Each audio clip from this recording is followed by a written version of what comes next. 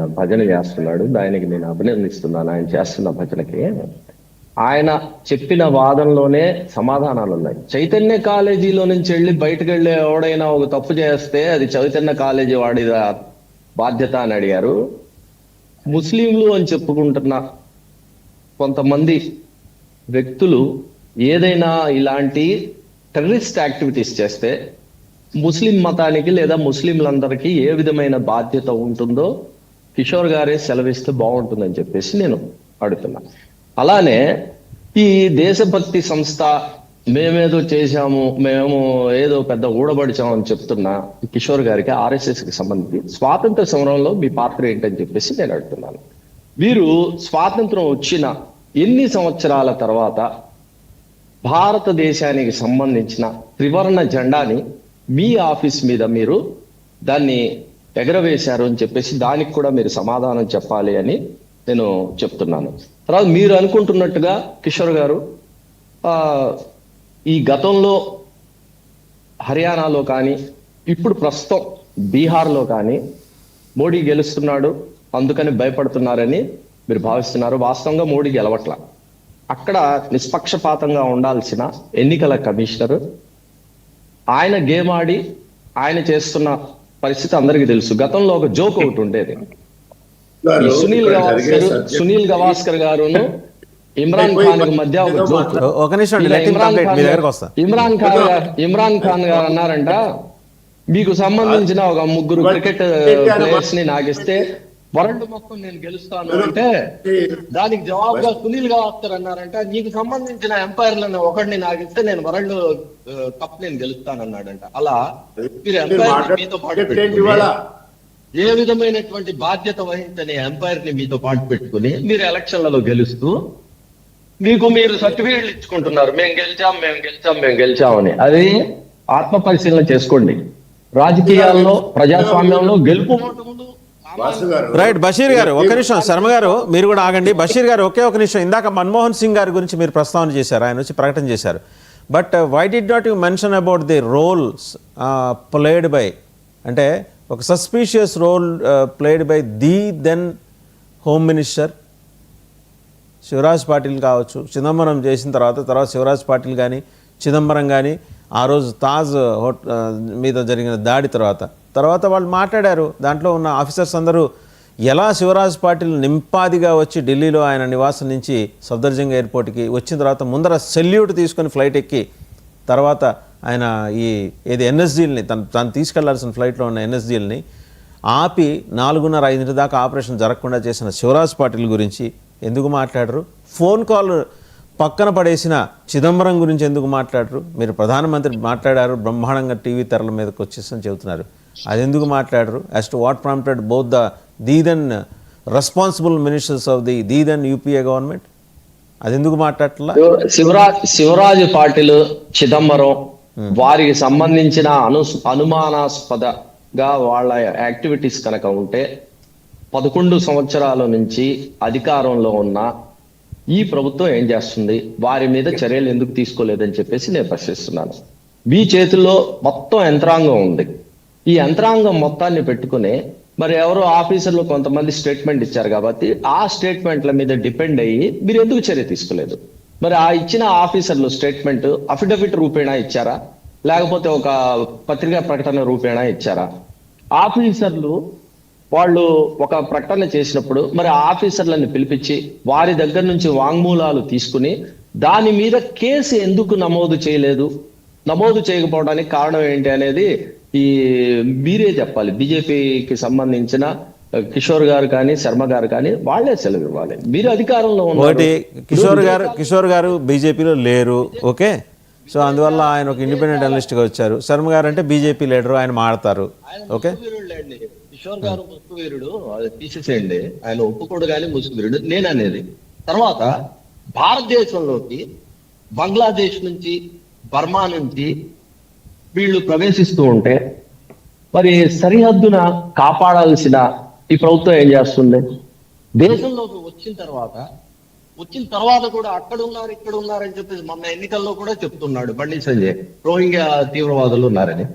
రోహింగ్యా తీవ్రవాదులు ఉన్నారు నువ్వు ఎందుకు చెప్తున్నావు? నీ చేతిలో అధికారం ఉంది, నువ్వు ఎందుకు చర్య తీసుకోవట్లేదు? వారందరినీ నువ్వు ఎందుకు పట్టుకోవట్లేదు? వారందరినీ పట్టుకుని వారిని అరెస్ట్ చేసి వారిని వెనక్కి ఎందుకు పంపించట్లేదు? మీ చేతిలో ఉన్న అధికారాన్ని మీరు ఎందుకు వాడటం లేదు?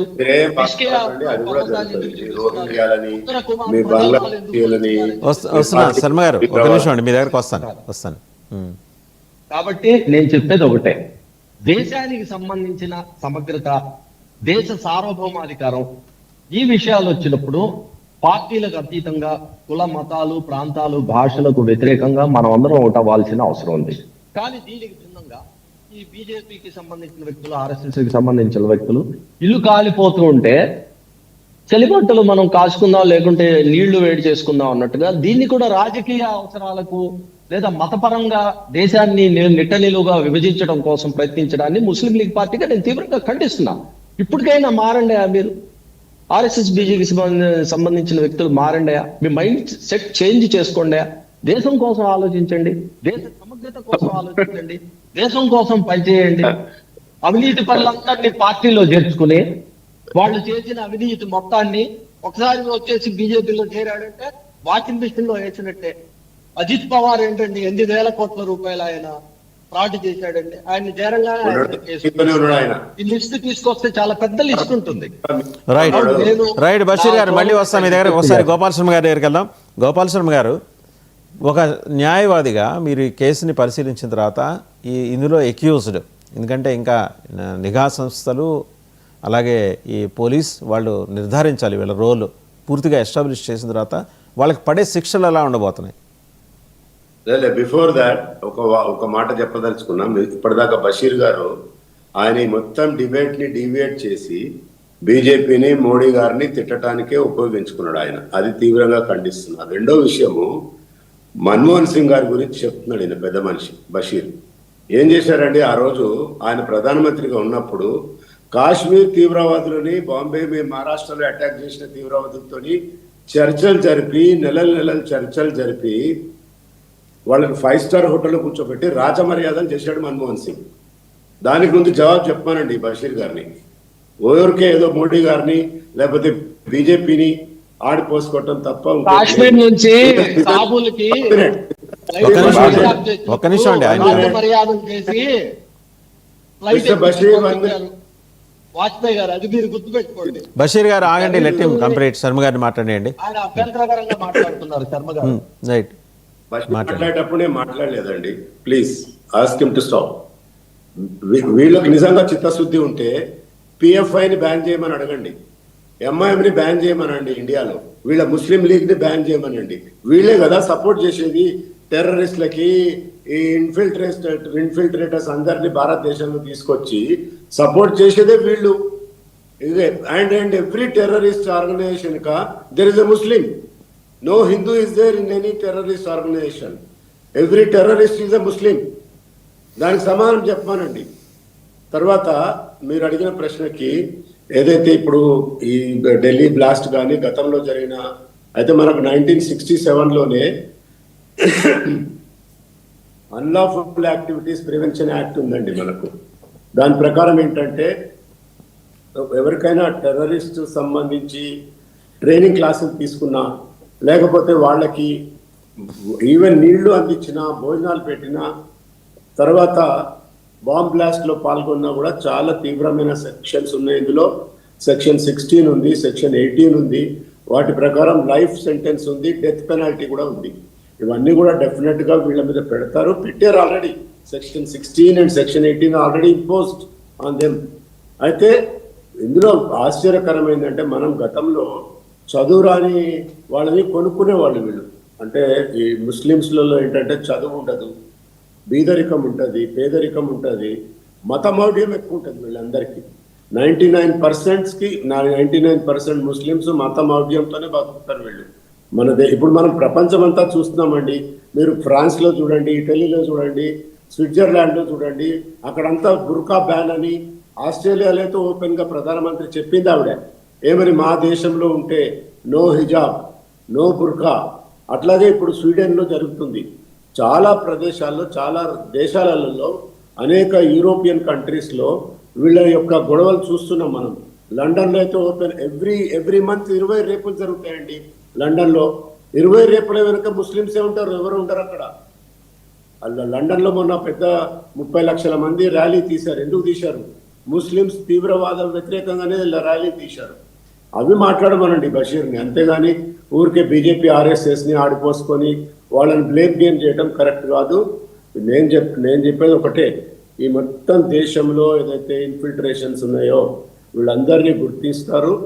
రాబోయే కొద్ది కాలంలోనే తప్పకుండా వీళ్ళందరినీ బయటకు పంపించి, ఆల్రెడీ అస్సాంలో జరిగింది కదండి.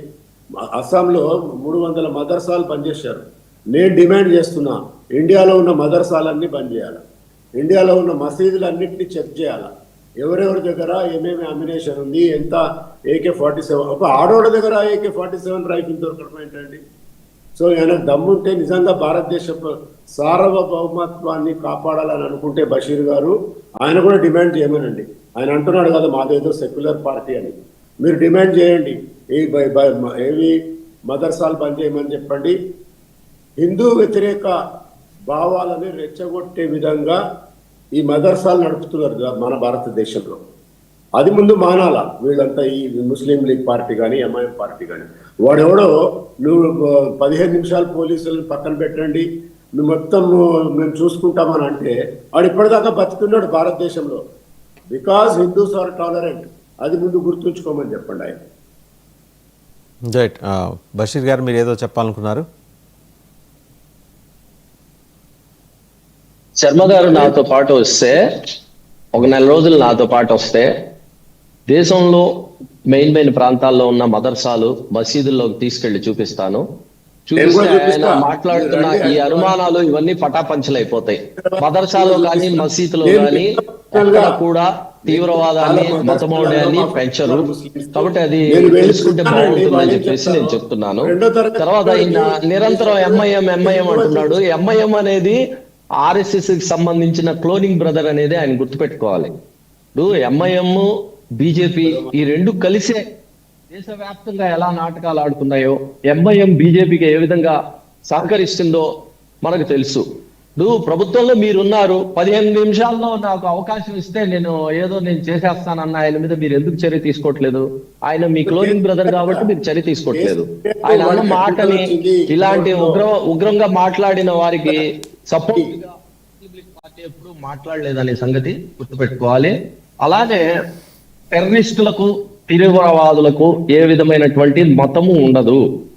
వారు కొంతమంది ఏదో చేస్తే ఆ మతాన్ని తీసుకొచ్చి మొత్తం మతానికి పోయటం అనేది రాంగ్. అలానే ఇప్పుడు శర్మ గారు చెప్తున్నారు, లండన్ లో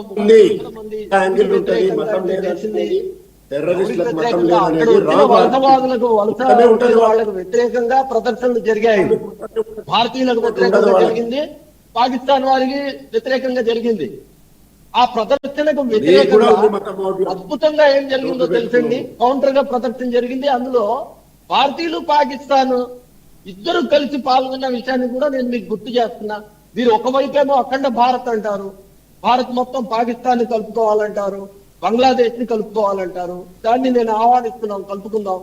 కానీ మీరు విషయాన్ని కక్కుతూ, మతపరంగా విషయాన్ని కక్కుతూ, అలానే మతపరంగా ద్వేషాన్ని వ్యాపించి చేస్తూ మీరు అఖండ భారత్ ని ఎలా తయారు చేస్తారని చెప్తున్నాను. మీరు మంచిగా మీరు రండి, మనం కలిసిపోదాం. జర్మనీ ఎలాగైతే ఐక్య జర్మనీగా తయారైందో ఐక్య భారత్ గా కలిసిపోదామని పాకిస్తాన్ ని పిలవండి, బంగ్లాదేశ్ ని పిలవండి, మీతో పాటు మేము వస్తాం. మీకు అది కాదు కదా కావాల్సింది. మీకు కావాల్సింది ఒకటే, మతం పేరిట విభజన రాజకీయాలు చేయాలి, మతం పేరిట అధికారంలో రావాలి. హిందువుల పార్టీ అంటున్న మిమ్మల్ని నేను సూటిగా ప్రశ్నిస్తున్నాను. ఈ 11 సంవత్సరాల నుంచి ఎంతమంది మా హిందూ సోదరుల జీవితాలు బాగుపడ్డాయి చూపేయండి. వారి జీవితాలు ఏమన్నా బాగుపడ్డాయా? లేకపోతే అంబానీ, అదానీ అలాంటి పెట్టుబడిదారుల జీవితాలు బాగుపడ్డాయా? ఒకసారి చెప్పండి. ఒక సర్వే జరిగి బంగ్లాదేశ్ లో ఏం బాగుపడ్డారు? 140 కోట్ల మంది భారతీయులు. రైట్. ఫైనల్ గా కిషోర్ గారు కంక్లూడ్ చేస్తారు. ఓకే అండి బషీర్ గారు, ఫైనల్ గా కిషోర్ గారు కంక్లూడ్ చేస్తారు. కిషోర్ గారి సమయం కూడా పూర్తిగా వచ్చింది. Could you please conclude? So Basheer garu selective గా ఆయనకు కళ్ళకు ఏం పెట్టుకున్నా చూస్తూ మాట్లాడుతున్నా తెలియదు కానీ 1925 నుంచి ఆర్ఎస్ఎస్ పాల్గొనలేదు. దీనికి వందలాది ఆల్రెడీ టెస్టిమోనియల్స్ ఆర్ఎస్ఎస్ అందరూ చెప్పారు. అవన్నీ పబ్లిక్ డొమైన్ లో ఉంటే చూసుకోమని చెప్పండి. ఆయన కనపడకపోతే నేను పంపిస్తా వీడియో. 25 నుంచి ఆర్ఎస్ఎస్ ఎప్పుడైతే స్టార్ట్ అయిందో ఆ రోజు నుంచి స్వాతంత్ర ఉద్యమంలో పాల్గొనలేదని చెప్పడం అనేది ఇది బుల్షిట్. ఆయన కనపడకపోతే నేను పంపిస్తా వీడియో చూసుకొని మళ్ళీ మాట్లాడమని చెప్పండి. ఏం మాట్లాడతారని నాకు అర్థం కాలేదు. ఊరికి సెలెక్టివ్ గా రాసుకొని వచ్చేసుకొని ఇది మాత్రమే అనేది అది కాదు. ఆర్ఎస్ఎస్ యొక్క పాత్ర గురించి అన్ని వీడియోలు ఉన్నాయి, చెక్ చేసుకోమని చెప్పండి. లేకపోతే నేను పంపిమంటే పంపిస్తాను. బషీర్ గారి నెంబర్ నాకు పంపింది. వాసు గారు ఇంకోసారి మాట్లాడితే బాగుండదు. రెండోది, మీరు అంటున్నారు కదా టెర్రరిజానికి మందు లేదు, మతం లేదు, అది మాట్లాడుతుంది. 99.99% ఏ మతం వాళ్ళు బయటకు వస్తున్నారండి టెర్రరిజంలో? ఎప్పుడు నాకు టెర్రరిజం అంటే ఏ మతం గుర్తొస్తుంది ప్రపంచానికి? ప్రపంచమే భయపడుతుంది. చాలా చోట్ల ముస్లింస్ ఎంట్రీ బ్యాన్. దానికి కూడా ఒకసారి ఆన్సర్ చెప్పండి. వాళ్ళని అడగమని చెప్పండి దేశానికి ఎందుకు బ్యాన్ చేస్తున్నారు మా వాళ్ళని. ఏం మాట్లాడతారు? సో వీళ్ళ యొక్క చిత్తశుద్ధి ఉంటే పిఎఫ్ఐ, మన గోపాల్ శర్మ గారు చెప్పినట్టు పిఎఫ్ఐ బ్యాన్ కొంచెం రోజు అనమనండి. పిఎఫ్ఐ బ్యాన్ చేయాలని స్టేట్మెంట్ ఇవ్వనండి, రోజు ఇవ్వమని చెప్పండి. సో ఇవన్నీ కూడా సెలెక్టివ్ గా మాకేందో మాట్లాడితే పద్ధతి కాదు. పిఎఫ్ఐ బ్యాన్ గురించి అన్ని చేస్తాంటే ఇప్పుడు కాంగ్రెస్ పాలిత రాష్ట్రాల్లో వాళ్ళకి ఎంట్రీ ఇస్తారు. వీళ్ళకి వీళ్ళే వాళ్ళు వచ్చి మాట్లాడతారు. మల్లికార్జున్ ఖర్గే గారు వెనక కూడా వచ్చేసి ఆయన పాకిస్తాన్ జిందాబాద్ అంటే కూడా గమ్మున ఉంటారు. ఏం చేయాలి? ఈ ఫెడరల్ వ్యవస్థలు ఏం చేయాలండి? రాష్ట్రాలలో వీళ్ళకి వాళ్ళే ఇప్పుడు మమతా బెనర్జీ కావచ్చు, కర్ణాటక కావచ్చు, తమిళనాడు కావచ్చు,